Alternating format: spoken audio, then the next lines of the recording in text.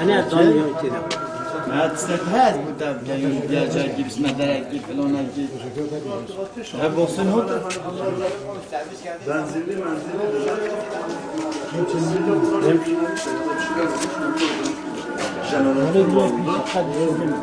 Artık onlardan Size haberiniz oldu mu? kızım işte dün gece olmuş. Telefonu kapalı. Cep telefonu.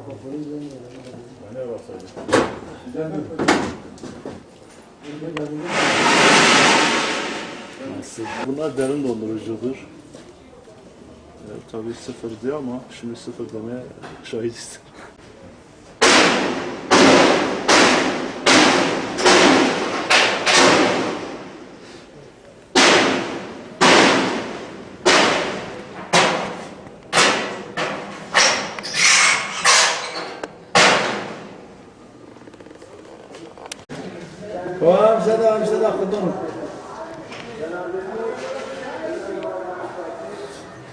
Saat 2'de buradaki yöneticisi bana telefon açtı.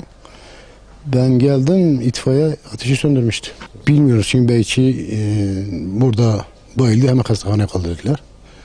Ondan sonra haberim olmadı. Çok hasarınız var mı sizin? Var, hasar var, bayağı hasar var.